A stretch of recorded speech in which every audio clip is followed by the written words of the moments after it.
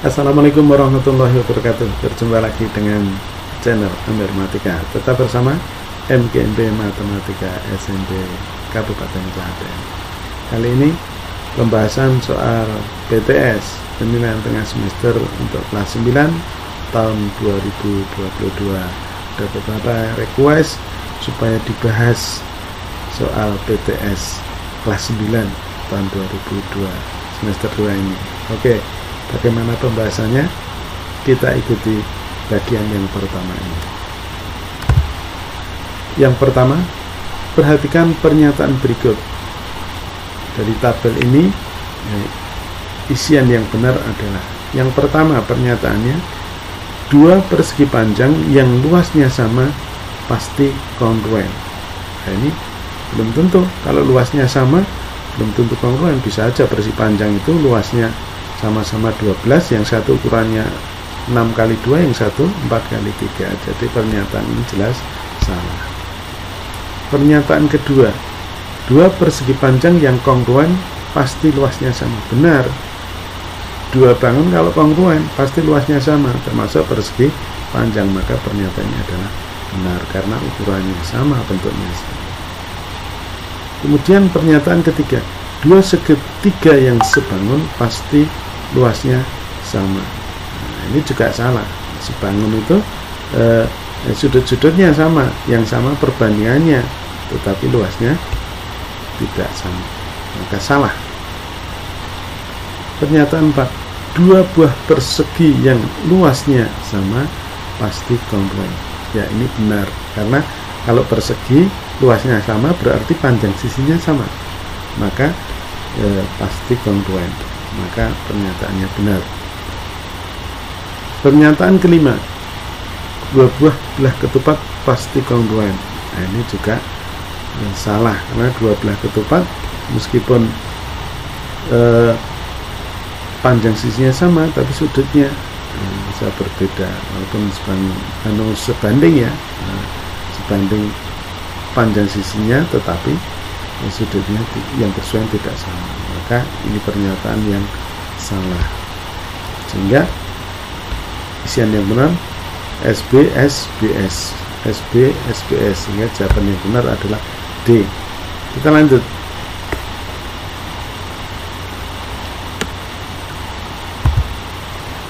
Nomor 2, perhatikan gambar persegi ABCD.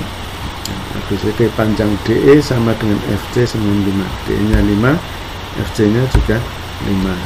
Berarti panjang DF nya, karena ini persegi panjang isinya 20, ini 5, berarti DF nya 15. Panjang AE nya juga sama, 15. Berdasarkan gambar di atas, segitiga ABE kongruen dengan ADF berdasarkan kriteria titik-titik ABE. Segitiga ABE ini dengan segitiga ADF. Oke. Kita yang pertama dari segitiga ABE dulu. Panjang AB ini, AB sama dengan panjang AD pada sini, maka AB sama dengan panjang AD, yaitu 20 cm sama. Kemudian sudut BAE. Nah, sudut BAE ini siku-siku sama dengan sudut ADF. ADF ini juga siku karena persegi, yaitu 90 derajat. Kemudian panjang AE, nah ini sama dengan panjang DF, sama-sama 15 cm. Berarti ini adalah sisi, ini sudut, ini sisi, sehingga kriterianya sisi, sudut, sisi. Jawaban yang benar adalah B.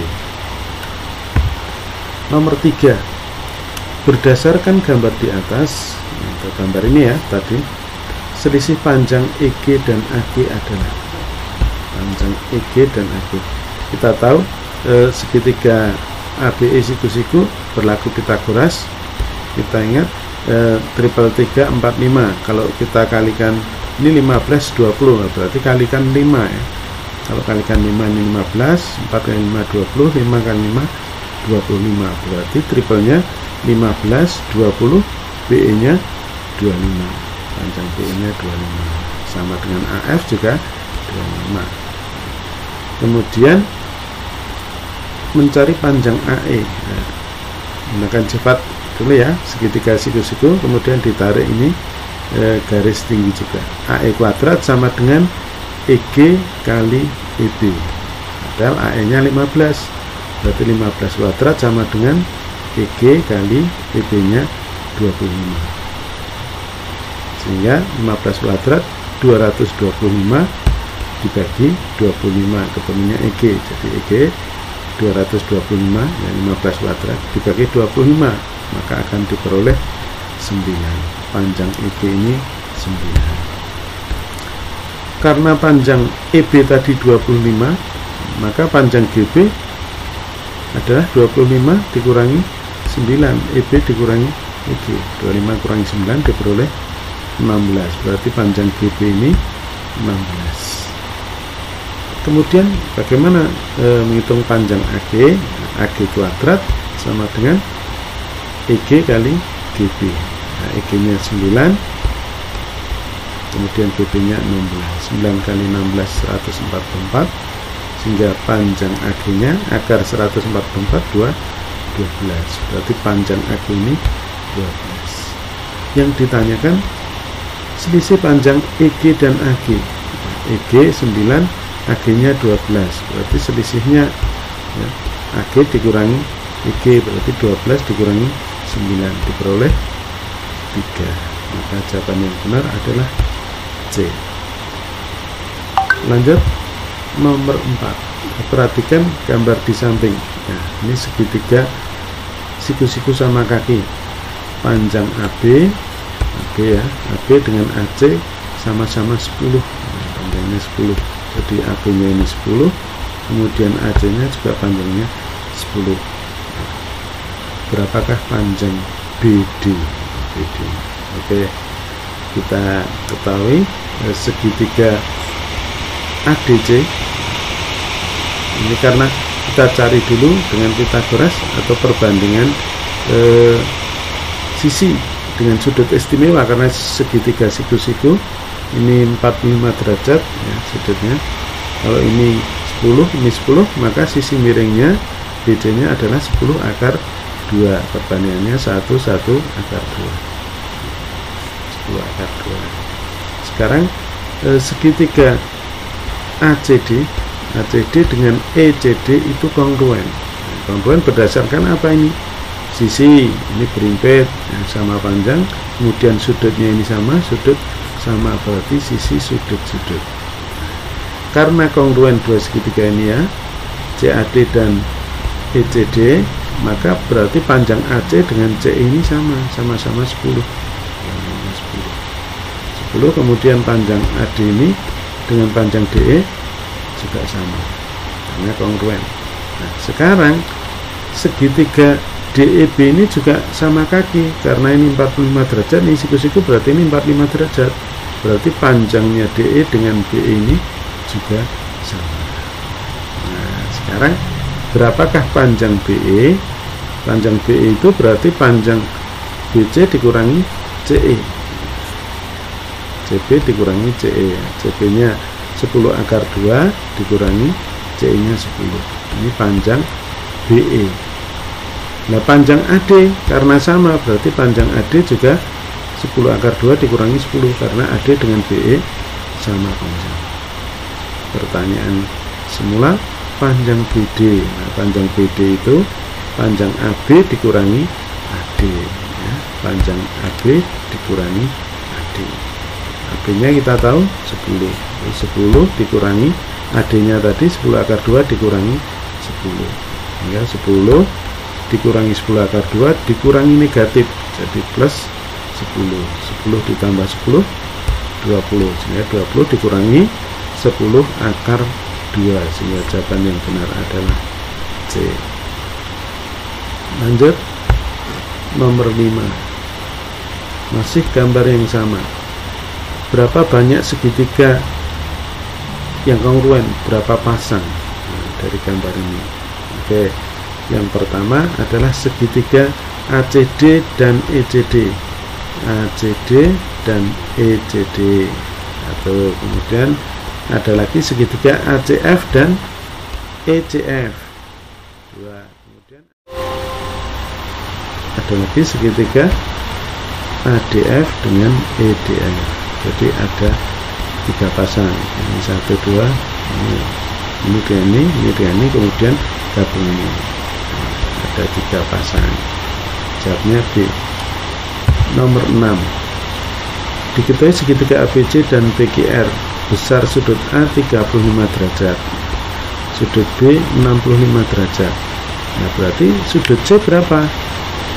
Kita tahu jumlah sudut dalam segitiga itu 180 derajat. Kalau ini kita jumlah, hasilnya 100, berarti sudut C adalah 80 derajat. Sekarang sudut B 80 derajat, sudut Q 65 derajat, berarti sudut R berapa? 80, 60, sisanya pasti 35. Nah, sekarang kita cari sudut yang sama. Sudut A sama dengan sudut R, ya, sama-sama 35. Sudut B sama dengan sudut Q, sedangkan sudut C sama dengan sudut P. Maka panjang sisi yang bersesuaian itu tinggal mengurutkan sesuai sudut. Kalau AB, nah AB dengan RQ, nah, AB dan RQ. Kalau panjang AC dengan RP, kalau BC dengan QP. Nah, ini tinggal dari pilihan ini yang bersesuaian yang mana? AB dengan RQ, AB QP salah. BC dengan QR, BC itu dengan IP. Kemudian AC dengan PR, AC dengan PR atau RP, ya sama. Berarti jawaban yang benar adalah C. Nomor 7, perhatikan gambar berikut. Lebar sungai atau AB dari gambar adalah, nah, kita gunakan perbandingan kesebangunan. AB bersesuaian dengan ED, maka AB banding ED sama dengan BC banding CE. AB nya dicari, DE nya 4, kemudian BC nya 12, kemudian EC nya 3. Maka panjang AB kita kalikan silang. AB sama dengan 4 kali 12 per 3, 12 dibagi 3, 4, sehingga 4 kali 4, 16, sehingga panjang lebar, ya, lebar sungai ada 16 meter. Nomor 8,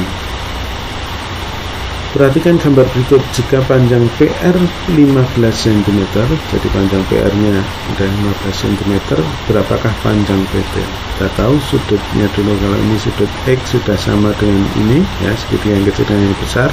Sudut R nya berimpit, berarti sudut yang lain sama. Sudut T berarti sama dengan sudut Q. Nah, maka ini yang panjangnya 15 adalah PR, ini 15. Sekarang kita tuliskan perbandingannya. Kita mulai dari segitiga yang kecil, ya, sisi SR. Nah, SR di depan sudut merah ini, maka kalau segitiga besar yang di depan sudut merah adalah PR, maka SR banding PR. Kemudian RT di depan sudut X, maka kalau segitiga yang besar yang di depan sudut X adalah QR, maka QR. Kita masukkan SR nya 6, PR nya 15, RT dicari, QR nya 10, sehingga panjang RT 6 kali 10 dibagi 15 kali silang. 6 kali 10, 60 dibagi 15 diperoleh 4. Berarti panjang RT nya ini 4, padahal RP nya ini 15. Berapakah panjang PT? Ya, tinggal selisihnya, 15 dikurangi 4 di sini berarti panjangnya 11, sehingga jawaban yang benar adalah A. Nomor 9, pada gambar berikut, jika panjang AB 9, kemudian AD nya 5, ini 5. Jadi kalau dari A sampai B9, A sampai D5, berarti D sampai B ini 4. Ditanyakan berapa panjang BC. Nah, BC kuadrat sama dengan, BC lebih dekat dengan BD, berarti BC kuadrat sama dengan BD kali BA. BD nya 4, BA nya 9. 4 kali 9, 36. BC kuadrat 36, berarti panjang BC 6. Nah, maka jawaban yang benar adalah B. Nomor 10. Perhatikan gambar. Jika panjang LM 30, LM-nya 30, dari L sampai M 30, kemudian MJ-nya 12, ini 12. Berarti JL-nya berapa? Ya 30 dikurangi 12 diperoleh 18. Berapakah panjang EG? Nah, panjang EG sama dengan ini sisi yang atas kali samping bawah, 20 kali 18 ditambah yang bawah kali samping atas, 50 kali 12 dibagi jumlahnya ini 12 tambah 18, maka akan diperoleh 20 kali 18 360, 50 kali 12 600 dibagi 12 tambah 18 30. Dan kalau dijumlahkan 960 dibagi 30, maka akan diperoleh 32. Maka jawaban yang benar adalah B. Nomor 11. Perhatikan gambar jaring tabung panjang PS8. Ini PS8, luas PQRS-nya 352. Berapakah luas jaring tabung? Oke, berarti kalau ini luasnya diketahui PQRS 352, panjang PQ bisa dihitung. Panjang PQ sama dengan PQ panjang kali lebarnya 8 diperoleh 352. Berarti PQ 352 dibagi 8 sama dengan 44. Berarti panjang PQ-nya 44. Nah, panjang PQ itu sama saja dengan keliling lingkaran. Maka keliling lingkaran apa? 2πr. 2 punya 22/7 kali R sama dengan 44.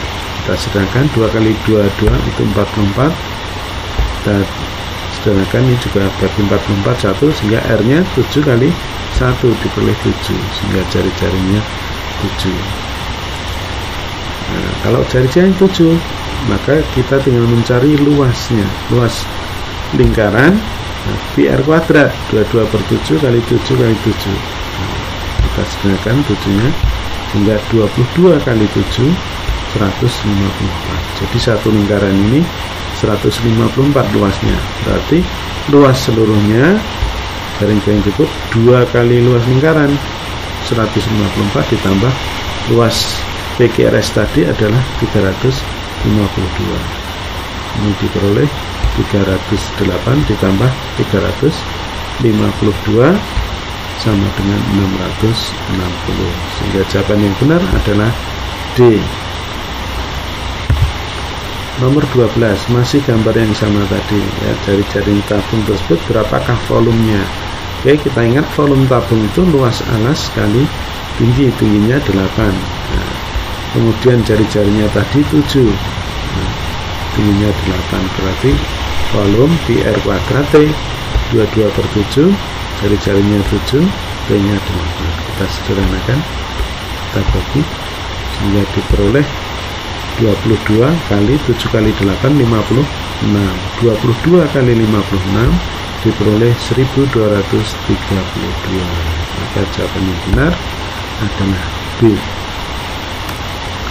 Lanjut nomor 13. Berikut adalah jaring-jaring kerucut yang terdiri dari ini luas remote-nya berupa juring, lingkaran, dan ini alasnya.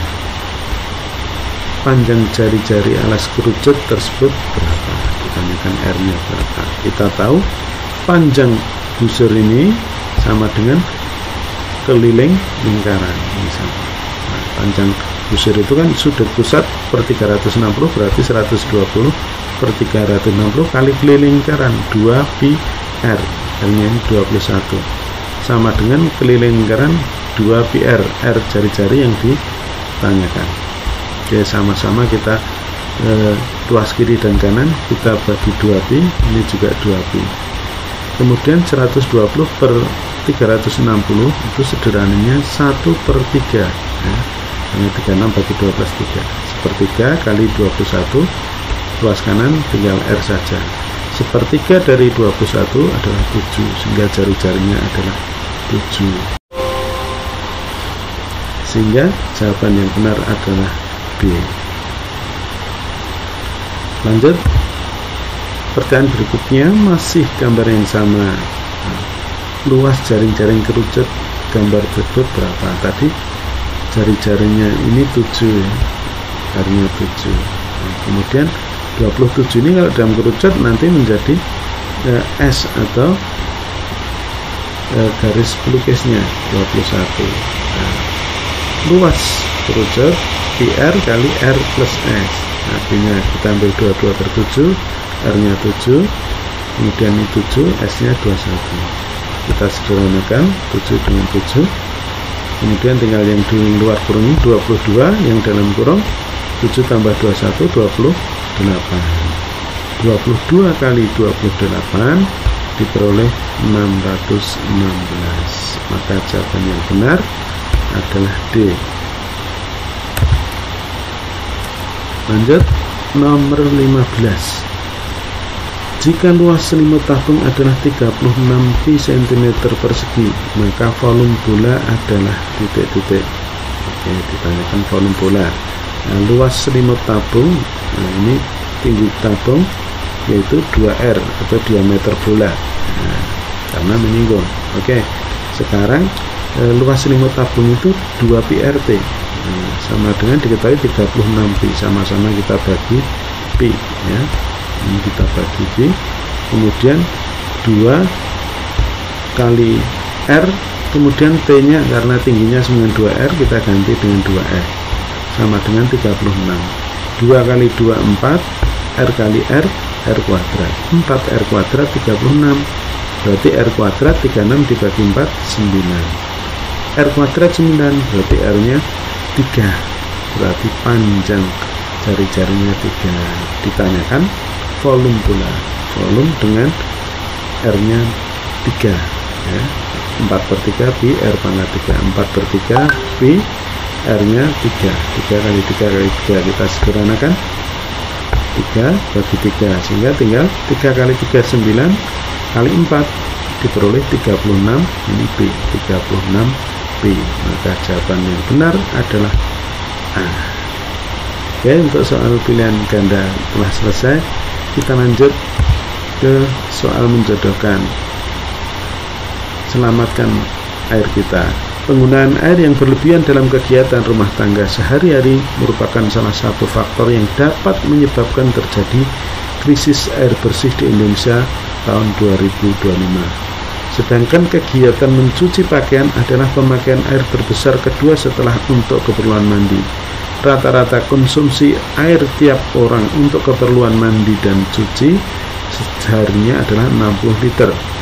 Ukuran gayung yang dipakai untuk mandi umumnya berbentuk tabung dengan diameter 12 cm dengan tinggi 13,5 cm. Tahukah kamu mandi dengan bathtub? Bathtub ini paling tidak menghabiskan 100-300 liter air. Mandi dengan gayung bisa menghabiskan sekitar 15 liter air, sedangkan dengan shower dapat hemat air 60% atau hanya 9 liter air. Keran bocor bisa membuang air hingga 13 liter per hari. Mengurangi frekuensi pemotongan rumput bisa menghemat 1.900 sampai 5.700 liter air per bulan. Memproduksi selembar kertas ukuran A4 seberat 80 gram membutuhkan 10 liter air. Nah, dari informasi ini pertanyaan yang nomor 16 ya. Untuk pi 3,14 volume air dalam gayung yang terisi penuh adalah berapa liter? Nah, ini dibulatkan satu angka di belakang koma. Kita tahu diameternya 12, berarti jari-jarinya 6 ya. Tingginya 13,5. Volume tabung pi R kuadrat T, pi nya kita pakai 3,14, R nya 6 kali 6, tingginya 13,6, maka akan diperoleh 1526,04 cm cubik. Karena tadi satuannya ini berapa liter, kalau kita jadikan liter Nah, ini dibagi 1000, komanya maju ke kiri 3 digit sehingga 1,5 liter karena dibulatkan satu angka di belakang koma. Maksudnya 1,52604 karena satu angka di belakang koma sehingga 1,5 liter, sehingga jawaban yang benar adalah E. Nomor 17. Jika mandi menggunakan gayung berbentuk kerucut dengan diameter dan tinggi sama dengan gayung yang berbentuk tabung tersebut, maka banyak air yang diperlukan satu kali mandi adalah berapa gayung airnya. Ini gayungnya kalau pakai kerucut di mana diameter dan tingginya sama dengan gayung yang tabung tadi. Kita tahu perbandingannya kalau volume kerucut itu sepertiga volume tabung.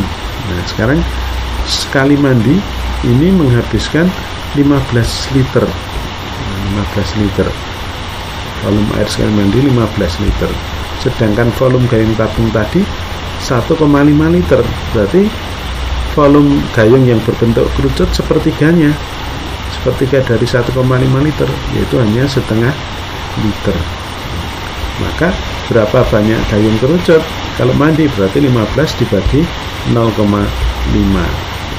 Atau supaya kalau pembagian desimal susah ya kalikan 10. 5 ini kali 10 150. 150 bagi 5 30.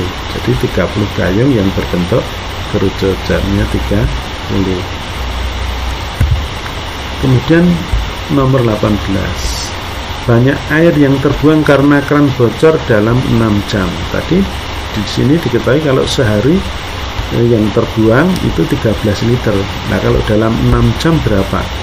6 jam terbuang, kalau satu hari itu 24 jam. Nah, berarti 6 per 24 kali 13 liter. 6 per 24 itu seperempat. Seperempat kali 13. 13 bagi 4 diperoleh 3,25. Sehingga 3,25 liter. Jawabnya yang C. Nomor 19. Untuk membuat satu rem atau 500 lembar kertas A4 seberat 80 gram dibutuhkan berapa liter air? Dari informasi tadi, kalau satu lembar itu butuhnya 10 liter. Berarti kalau satu rem itu 15 lembar, berarti 500 kali 10 liter, maka diperoleh 5000 liter. Jawab yang benar adalah B. Yang terakhir, banyak air yang dipakai mandi menggunakan bathtub setara dengan banyak air kalau dipakai mandi oleh maksimal berapa orang. Kita tahu maksimal kalau menggunakan bathtub itu 300 liter, itu maksimal ya, dari 100 300. Nah, kita cari maksimalnya. Nah, ini kalau satu orang tadi menghabiskan mandinya dengan gayung tadi 15 liter, maka bisa dipakai untuk berapa kalau menggunakan gayung? 300 dibagi 15, 20. Berarti kalau menggunakan gayung setara untuk mandi 20 orang. Jadi jawabnya adalah F. Oke, demikian pembahasan soal PTS bagi kelas 9. Mudah-mudahan bermanfaat bagi semuanya, khususnya bagi yang telah request. Oke, terima kasih atas atensinya. Tetap rehat di channel Amir Matika. Salam sehat, sampai jumpa. Assalamualaikum warahmatullahi wabarakatuh.